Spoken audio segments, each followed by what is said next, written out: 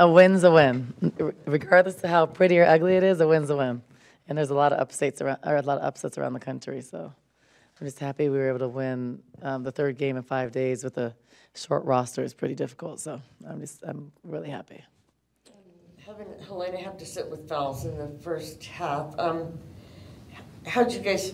How do you work without her? Is what I'm asking. I don't know. Yeah, it's hard to work without Helena. She's so valuable, and what she does and what she brings does not ever show up on the stat sheet. Because if you look at the stat sheet, she has 6 points or she had 2 points. I mean, but then she has 9 rebounds, 6 steals, 6 assists, 2 turnovers. She's just a phenomenal basketball player. She's so smart. She can play every position for us. I mean, look at all those home run passes. She probably had 5 of those, and they're like hard, one-armed, like dime passes. She would be a great quarterback. But she's defensively, she's really good. She anticipates well. Yeah, she's just a really talented basketball player. And I'm sad she's a 5th year because I would keep her for 5 more years. In college basketball increases every single year. Yeah. You came in and you said a win's a win. How much value is there to your team going through adversity early on in the season, knowing what you have ahead on the schedule? There's a tremendous amount of value. A couple years ago, I would have been really mad after this game. And I would have said, we had 24 turnovers. It looks like we're not coaching fundamentals and stuff. But, like, just as I get older and more experienced, I just see, like, wins are hard to come by. There's upsets all around the country, and winning isn't easy. And so we played against a team that plays a 2-2-1 back to 2-3, and we're not shooting the ball well, and we found a way. And we found a way despite the turnovers and just lack of some fundamentals. But I have to remember when I get really critical, we're a really young team with 7 new players, so sometimes I'm playing 3 freshmen at a time. So there are going to be mistakes, and I just have to remember that it's for the future. And, like, they're going to be really good. Like Brea, she's a freshman. She's got, like, gloves for hands. And she gets a little winded. She may mess up, like, an on-ball assignment, but she's going to be really, really special. And then the person next to her that starts, Maya, she's a sophomore. So Kaylin's a sophomore, one of our best players. So we're really young, and some things are going to be ugly, but there are a couple of things we have to work on, just fundamentals. Like, it's not about right now putting in 10 more plays. It's about, like, fundamentals of basketball, jump stopping, not jumping in the air. And I think we get so excited. We have a great defensive play. We turn them over, and then we just go throw it back because we want to go for that home run pass. But I think with experience, you don't go for that pass. You don't go for, like, the score right away. You may have a good possession. So just learning, but that comes with time. And I think that we're young. And the things that I'm really proud about this year is our chemistry and our cohesiveness. Like last year, we were a really selfish team. Like, we just everybody wanted to score so much. It was all offense. Like, I used to have to say, you have to pass the ball 8 times before you shoot, like stuff like that. And I'd say we're very unselfish. We have some people that are really good scorers, but we share the ball, and it shows on offense and defense. When you have a team that is gelling and stuff, you help each other. When you have a team that's really worried about themselves, you don't help each other because you're worried about your own player. So I think those are the things you can build on. So we're gonna be a good team. I think we'll surprise people. And we don't have our full team yet.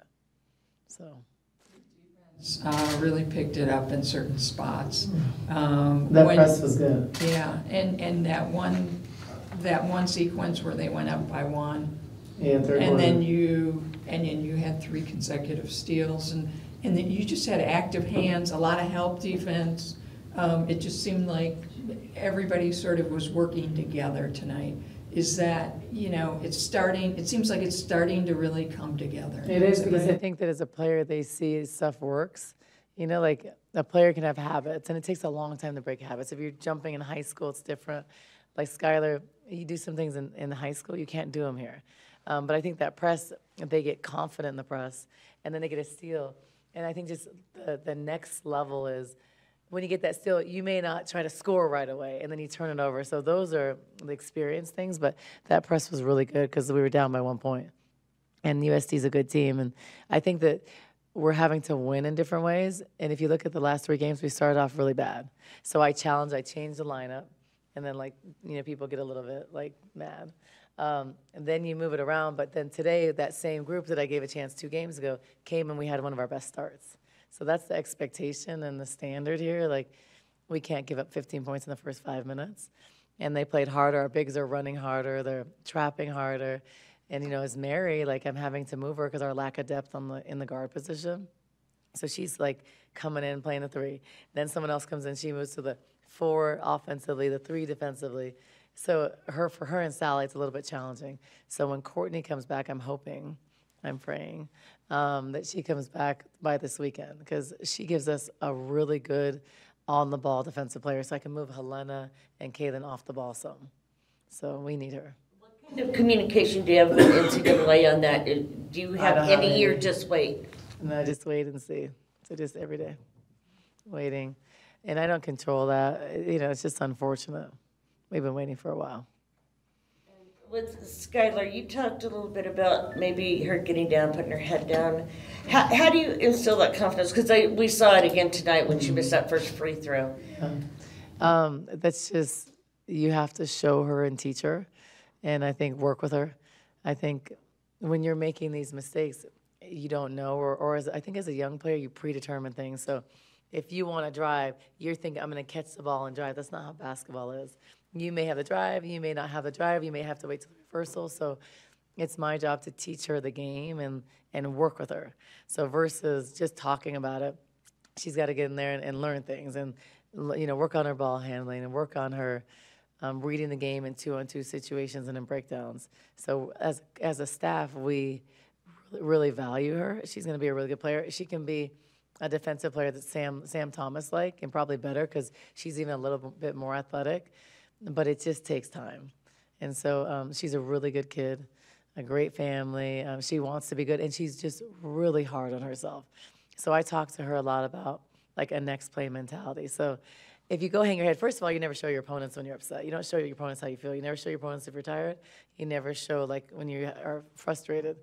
So that's a maturity thing she has to get better at.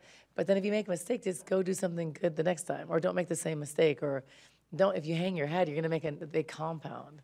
So she has to learn that. But she's gotten so much better, but it's a process. So hopefully in like a month you'll see less hanging your head.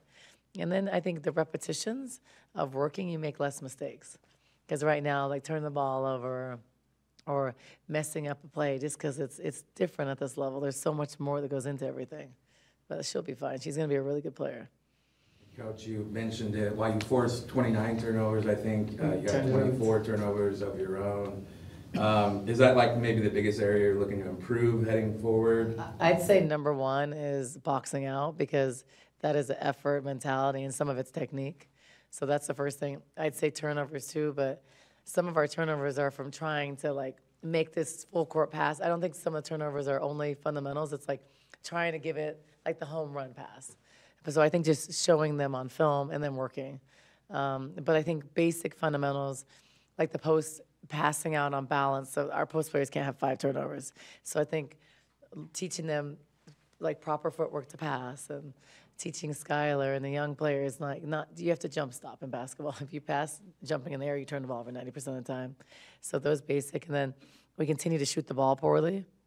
So I challenged the team. I said, we're not going to take 27 threes. That's not our personnel. It's not our strength. And they took 5 at half, 13 total. And I think that's a better number for us because right now we're not shooting. We're like 15%. So I don't remember last time I coached games where we had 24 turnovers or shot 15% from the 3. So we have some work to do. But the positive thing is we can get better in these areas. So, yeah, I do not like to see 24 turnovers. It's a lot. Free throws this year, though. Well, because Caitlin shot most of them. Yeah, and people say that a lot, but Shayna wasn't the best free throw shooter, and she was shooting majority of our free throws. The year before Ari was, and Caitlin's like a 90-something% free throw shooter, and she shot 8. But to get to the line 33 times is a lot, but the referees were calling a lot of fouls. When they do that, because they did that in the last game too, and it for people watching, it breaks the flow of the game. What do you tell your young players so that they don't pick up the next quick foul and keep their head up and play smarter maybe next time? Yeah, so we're trying to teach the team, like, there's a time to be aggressive. So you're really aggressive in the press. But then, like, if a team is, like, 1 away from a bonus, you have to recognize time and score. We talk about it. And I have to teach them to talk about it. And then that's not the time when you go for a steal. So at a position, you don't need to do that. And then you need to pop back and contain. If we're in foul trouble and they're in the bonus and they're just driving downhill, because we always have one or two players we're full closeout on. So you're running off the three-point line. Everybody else you're containing. You can't get beat so easily. But you don't need to go for steals. You need to just be solid and contain. So we're going to work a little bit more on adjusting to a containment defense when we're in these situations, because we're fouling way too much. Like, we don't box out, and then we're like trying to block everything around the rim, and just it doesn't work against the Memphises, the Ole Misses, the Michigans, you know. So we have to get more disciplined for sure. Coach Kayla Gilbert's playing a much bigger role this year with the team. Yeah. Talk about just how she's developed from last season to this season, how she's kind of taken the team. You know, Yeah, Kayla Gobert, she's developed mentally and physically. She's in great shape. She's strong, but her mental game has improved the most. Kayla didn't think before you had to play defense, and I reminded her in basketball we play two ends. We play offense and we play defense. So she used to have the mentality, let me outscore. She would even say it. And I'm like, no, that's not the way we play. That's not the way it works. Like, if you have 20, like, you don't want your opponent to have 20. Like, you're plus 10 if your opponent has 10, right? But I think for her, she has the ability, she has the athleticism, she has the strength, and you see now she plays defense. And so really challenged her. She was mad at me all last year about it, but I knew she could score. It was just the other thing. But now we put her on the ball. We make her pressure. So she's improving, and she's improving as a basketball player. She's dribbling less. She's getting her teammates involved. She's more vocal. She's just taking huge steps forward. So I'm really happy she's here, and she's fun to coach.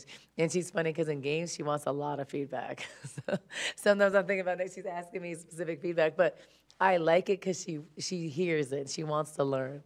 Or she'll ask me something right after the timeout because I just have to be super specific with her. But it's good, and she's trying to do everything I ask. And so I love her. They call her my child. I call her my stepchild sometimes, huh? You see Atlantis on the calendar kind of sparkles right there. I mean, this tournament has so much cachet. What kind of opportunity does that represent for your program? Well, first I was worried about today, and my worry was we leave at 3 in the morning. We played 3 games in 5 days. Everybody's packing, and the kids have not packed for sure. Like, we've packed, but they have not packed. I know that. They probably didn't do laundry, some of them.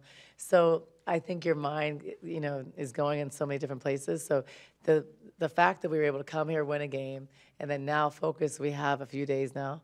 So a travel day all day tomorrow. Then we'll practice. We'll do some community service tomorrow in the Bahamas, or the following day.